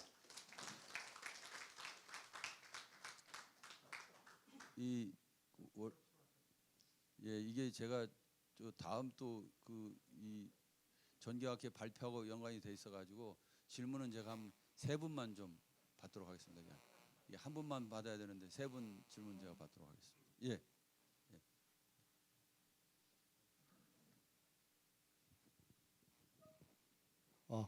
고병수라고 합니다. 그저께 문재인 대통령님이 디지털 뉴딜, 그린 뉴딜에 대해서 발표하셨는데 세계적인 기후 위기와 세계적인 각 나라들의 어떤 전략과 비교했을 때 이번에 발표하신 내용이 문재인 대통령님이 발표하신 내용이 어떻게 생각되시는지 의견을 좀 듣고 싶습니다. 제가 대통령님의 그것까지 직접적으로 하기는 어렵고요. 이제 좀 비유해서 말씀드리자면은 2009년에 제가 페북에도 그렇게 썼습니다. 2009년에 제주에서 12년 동안부터 제주에서 12년 동안 한 노력이 그 파트 중심의 모델을 만들어냈어요. 그러니까 전기자동차라든지 ESS라든지 태양광이나 풍력이나 이런 성장 모델들을 만들어놨는데 지금 현재 그린 뉴딜과 디지털 뉴딜을 보면 그린 뉴딜 쪽을 보면은 어느 분야에 어떤 양만큼 투자를 언제까지 하겠다 이렇게 잡혀 있습니다. 그러니까 그 분야별로 성장한 모델을 가지고 확산시켰다가 나겠다고 하는 형태는 명확하게 보이고요. 이것들이 토탈 그 운영 시스템에 의해서 종합적으로 돌아가야 되는 형태는 제주에서 그것을 만들어서 저희들이 그린뉴딜의 모델로서 만들어 가지고 제주에서 그것을 보여주게 되면 다른 지자체도 가는 구조로 갈 것이다. 이렇게 말씀을 드리겠습니다. 조금 추상적인데 설명을 드리려면 좀 시간이 걸려가지고 그러니까 한마디로 말씀드리면 스마트 에너지 시티를 만들어서 그 내용이 돌아가도록 하는 구조가 돼야지만 아마 그 그린 뉴딜의 성과가 일반 주민들도 체감하는 형태로 갈 것이다 이렇게 말씀드립니다. 예.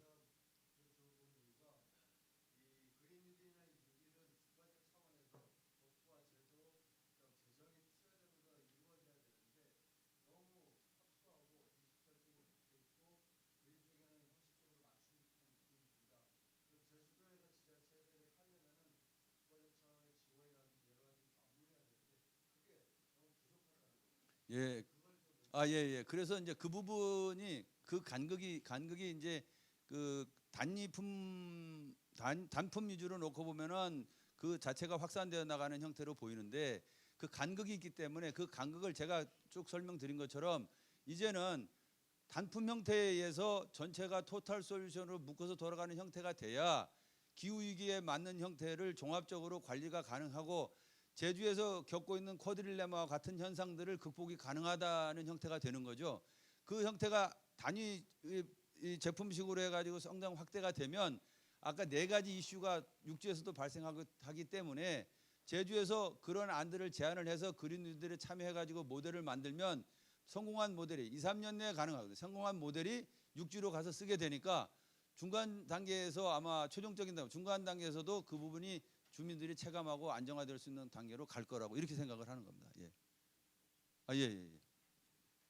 예, 안녕하세요. 그 제주대학교 박기영린입니다. 오늘 발표 굉장히 잘 들었고요. 그다음에 나름 생각도 굉장히 많아졌어요. 그다음에 든 생각 중에 하나는 지금 한국판 뉴딜 정책이 이제 추진되는 시기에 제주에너지공사 사장에 우리 황교안 박사님이 계시다는 게 제주도 입장에서는 굉장히 시기적절하고요. 근데 이제 바로 우리가 준비해야 될 질문은 일단 예산은 쌓여 있어요. 링 위에 예산이 쌓여 있는데 그린 뉴딜에 5년 동안 73조, 디지털 뉴딜에 58조. 그다음에 기업들이 개개의 각자 도생은 시작이 됐어요. 어제도 이제 누군가가 전화가 와서 디지털 뉴딜 쪽에는 IT 쪽에 무슨 NIA라는 기관이 있는데 거기서 일단 3천억 원 예산 확정을 했어요. 그럼 20억짜리 150개 사업을 따먹는 사업이에요. 기업들이 인지하기에는 뉴딜이라는 게 이제 그런 거예요. 돈이 쌓여 있는데 20억을 이거 제안서를 내서 따면은 20억 가져오는 거고 내가 떨어지면 딴 사람이 가져가는 거고. 그래서 그렇게 보면 이제 저는 이렇게 큰 돈을 링 위에 쌓아놓고 뭐 제안서 써서 가져가는 이 게임이 효과적인지 아닌지는 모르겠어요. 근데 그건 이미 결정이 된 거니까 그거는 논의의 대상에서 배제하고 남는 거는 그러면 제주도 입장에서 어디선가 가져갈 예산이기 때문에 어떻게 하면 제주도에 많이 가져올 수 있느냐 여기 질문이고요. 근데 그 질문에 대한 대답 중에 아까 발표 자료에 보면 뭐 목표의 구체화, 참여자의 역할 명확화 뭐 이런 그 중간 정도의 전략 단계가 나와 있어요. 그러면 이제 궁금한 거는 실제로 그 그린 뉴딜, 디지털 뉴딜, 융합 뉴딜 다 합쳐서 한 5년 동안 170조 정도가 쓸 돈을 쌓아놨는데 제주도가 전국의 1% 섬이면 2조를 가져와야 되는 거예요. 근데 이거를 기업 단위에서 어제 저한테 전화했던 어떤 기업처럼 그 영세한 기업 단위에서 1대1로 도전해서 제 생각에는 전국 경쟁을 해서 예산을 따오기가 힘들 거라고 생각을 해요. 그러면 뭔가가 모여서 계획을 짜고 그 전략에 따라서 시너지 효과를 내는 형태로 추진을 하면 좀 더 많은 예산을 따올 수가 있을 것 같아요. 근데 여기서 조금 그러면 당장 어떻게 우리가 시작해야 될 건지 그 예산을 조금이라도 제주도에 더 많이 가지고 오려면 지금 당장 누가 뭐 미래전략국 아니면 무슨 뭐 어느 도 아니면 뭐 TP 원장님도 오셨으니까 뭐 테크노파크, 에너지공사 누가 깃발을 들어서 모여라라고 얘기를 하고 누구 누구한테 모여라라고 해서 어떻게 하는 게 가장 효과적인지 우리 사장님은 뭐 경험도 많으시니까 그 의견을 좀 말씀해 주시면 도움이 될 것 같아요. 예, 고맙습니다. 이거 중계되고 있는 거 아닙니까? 예. 제가 이게 그 방송되고 있는 거예요? 아니 이게 아마 그 온라인 중계가 되고 있을 텐데 아주 그 중요한 질문을 하셔가지고 제가 그 핵심 전략을 속 시원하게 말씀을 드리겠습니다. 다음번에 말씀을 드리고요. 왜냐면은 이제 그 이것을 풀어가기 위해서는 서두에 제가 쭉 말씀드렸는데 기반이 있어야 됩니다. 다른 데에서 다른 나라나 다른 데에서 이것을 하려고 해도 기반 인프라가 없으면은 그것을 이렇게 어떤 필라 어떤 기둥을 뚝뚝뚝 세워놓는다고 해가지고 그 자체가 우리들의 머릿속에 잠재되어 있는 것이 막 구현돼서 돌아가는 이런 구조가 되려면 굉장히 시간이 또 필요하거든요. 그래서 지금 이제 교수님 말씀하신 그 내용에 대해서는 제가 따로 말씀을 드리고요. 다만 그 아까 그 요 사업 요건에 3대 요건이죠. 요 명확한 사업 방향하고 이 최고 책임자의 철학과 지원 의지인데 주관 기관이죠. 그런데 이거는 제주 측면에서 놓고 보면은요. 제주는 사업 방향이 아까 서두에 말씀드린 환경의 프론트 라인에 제1선에 있습니다. 그러니까 여기서 우리는 이것을 어떻게든 해결하지 않으면 안 될 그런 그 숙명적 위치 같은 것이 하나가 있고요. 두 번째는 지자체의 의지인데 제주는 이미 2012년부터 해가지고 계속 카본 프리 아일랜드를 해야 된다라고 하는 전제적인 입장을 견지하고 있어요.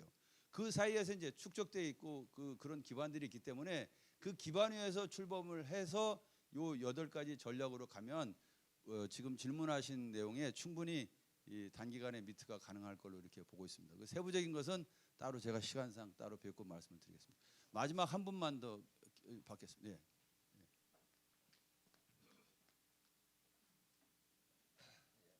앉아서 질문하겠습니다.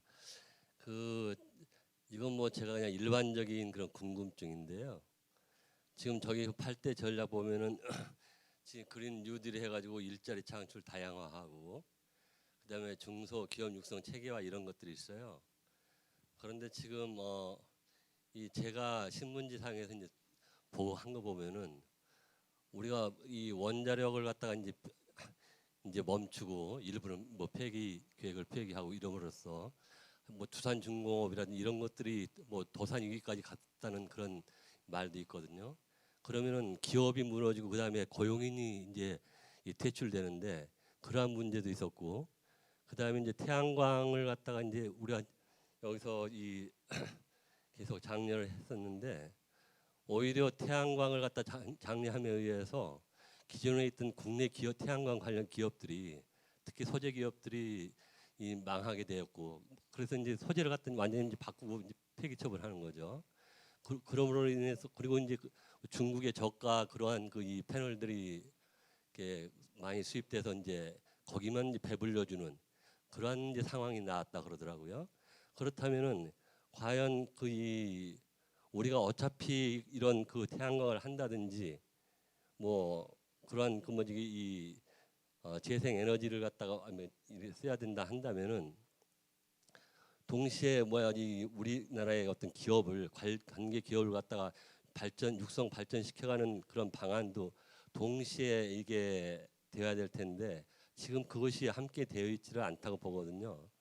그래서는 지금 사장님께서는 지금 제가 지금 언급한 저도 뭐 이런 신문지상이라든지 사실은 제가 태양광에 관련된 이 회사의 주식을 가지고 있다가 완전히 알짜가 돼버린 그런 경우도 있었는데 그러니까 그런 걸 봤을 때 어떻게 이걸 현명하게 이런 이 일자리 창출하고 기업 육성을 갖다가 예를 들어 하나로 봤을 때 이 태양광 이 패널 이 사업만 보더라도 어떻게 우리가 여기서 이 사업을 갖다가 유지시켜 가면서도 회사하고 일자리를 갖다 계속 유지시켜 나가고 확대해 나갈 수 있는지 그런 어떤 방안을 좀 한번 좀 고민을 해보신 적은 있는지. 예, 질문 감사드립니다.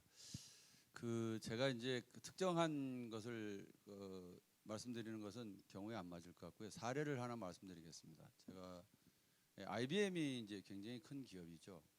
불패를 계속 지탱을 해왔습니다. 그런데 90년대 그 초반에 IBM이 이 마이크로소프트사라든지 애플이라든지 이런 그 회사들이 등장을 하면서 위기를 겪게 되죠.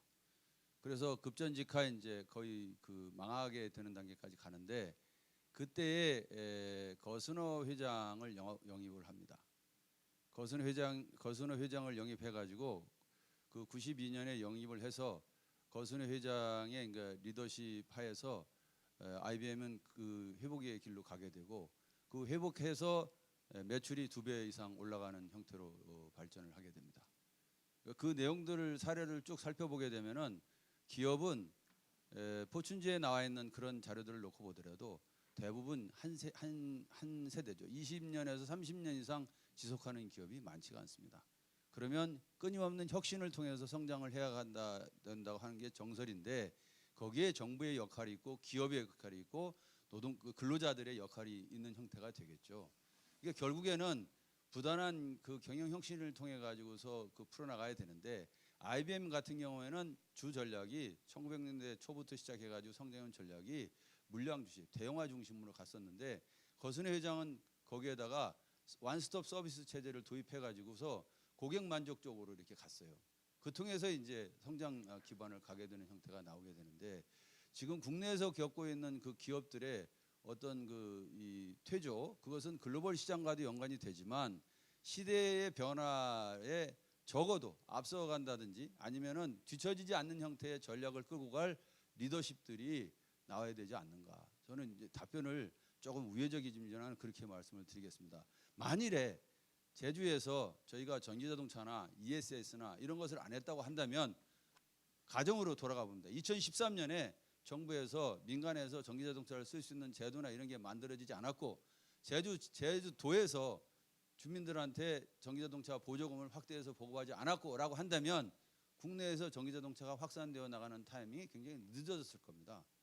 그리고 그 과정에 비하인드 스토리가 있습니다만은 국내 이 배터리 산업들이 침체기에 있었을 때에 ESS 쪽으로 가는 과정에서의 성장은 굉장히 큰 성장의 모멘텀을 준 것이 되거든요. 그러니까 그 여러 가지 요소가 맞아야 되지만 가장 중요한 것은 시대 변화를 적어도 뒤따라가지 않는 경영 전략이 있어야 되는 게 되지 않을까 이렇게 좀 일반론적으로 답변해 드리는 점을 양해해 주시기 바랍니다. 따로 뵙게 되면 제가 추가 말씀을 드리겠습니다. 예. 시간상 딱 한 분만 오늘 안 하면 안 되겠다 이런 분이 있으십니까? 아 예. 아 이쪽에 계시네. 큰일 났네. 네, 저는 그 제주 EV 협동조합 이사장을 맡고 있는 허경자라고 합니다. 오늘 너무 시원한 사이다 강의 잘 들었습니다. 지금까지 우리 사장님이 쭉 말씀해 주신 것들이 어떻게 보면 문재인 정부가 지금 발표한 뉴딜 정책의 모든 원조가 제주에 있음을 확인시켜주는 그런 자리였기 때문에 제주도민의 한 사람으로서 굉장히 자존감이 높아지는 그런 시간이었다고 봅니다. 그러면 그렇게 시작한 우리 스마트 그리드와 뉴딜에 관한 부분들이 이번 기회에 어떻게 마무리되어야 되느냐 거기에 초점이 맞춰져야 된다고 보는데요. 아까 우리 그 박경린 학장님께서 얘기하셨듯이 거기에는 중심이 있어야 된다고 봅니다. 그 어떻게 보면은 컨트롤 타워가 필요한 부분인데요. 지금 뭐 다 도민들이 알고 있는 사정이지만 저희한테 부족한 부분들이 누가 과연 이것을 끌고 갈 것이냐, 저탄소과에서 가지고 갈 거냐, 아니면 열악하기 그지없는 우리 기업들이 개개인이 나서서 해야 될 거냐, 거기에는 물론 역부족이 있다고 봅니다. 그래서 이와 같은 것은 지금 나와 계시는 우리 황 사장님과 또 테크노파크에 계시는 우리 원장님 또 이렇게 기관들이 모여서 뭔가 한국판 뉴딜에 관한 부분들을 발표하는 그런 기회를 가져야 될 것은 아닌가 그런 생각이 들고요. 거기에 중심이 우리 에너지공사와 테크노파크가 해주시면 어떨 것인가. 그리고 그러한 것들에 대한 큰 그림은 한국판 뉴딜에 저희가 어떤 그 예산을 따오고 그런 개념이기보다는 제주가 가지고 가야 될 자연과 인간의 공존이 되는 그런 청정선 제주가 이어지는 그런 지속 가능한 부분에 가장 원초적인 바탕이 되지 않을까 저는 그런 생각을 하거든요. 거기에 책임을 져 주시면 어떨까 하는 생각을 감히 여쭤봅니다. 이상입니다. 예, 그 일단은 가야 될 최종 방향은요. 통상 이제 스마트 시티라는 말들을 전 세계적으로 씁니다. 그런데 좀 시간이 걸릴 주제이긴 합니다만은 저는 이제 이게 스마트 에너지 시티에 대한 지향점을 두고 있고요. 그리고 이게 풀어나가기 위해서는 한두 분의 전문가만으로는 되지 않기 때문에 정말 그 이 분야별로 일가견이 있는 분들하고 같이 협업을 해서 가야 된다고 생각을 하고 있습니다. 그렇기 때문에 제주에서 아까 저희가 위기를 지금 파악을 했으니까 이제 기회로 만드는 시간의 변수가 남아 있습니다. 그거는 이 자리에 참석하신 여러분들의 한 분도 조는 분이 없으셔가지고 제가 감동을 했고요. 감사를 드리면서 이 시간 이후에 같이 협업을 하도록 그렇게 준비를 해보겠습니다. 고맙습니다.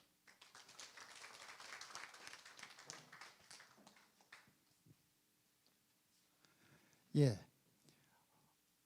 기후변화 대응을 넘어서 4차 산업혁명 그리고 포스트 코로나 시대를 대비한 제주도가 나아갈 방향에서 속 시원하게 주제 발표를 해주신 황우현 에너지공사 사장님 여러분 뜨거운 박수 한 번 더 부탁드립니다. 예, 끝으로 공지사항을 좀 말씀드리겠습니다.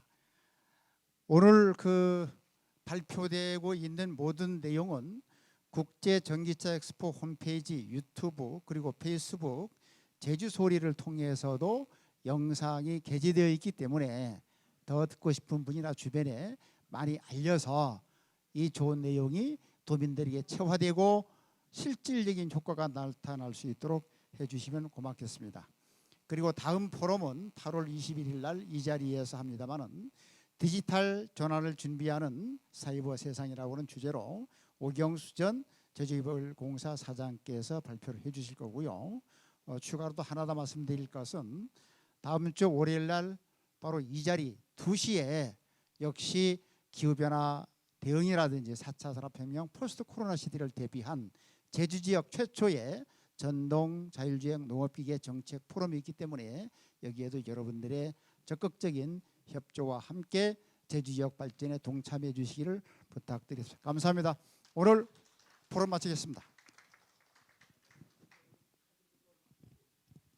자, 그리고 마지막으로 합동 촬영을 하겠습니다. 앞으로 나와주십시오.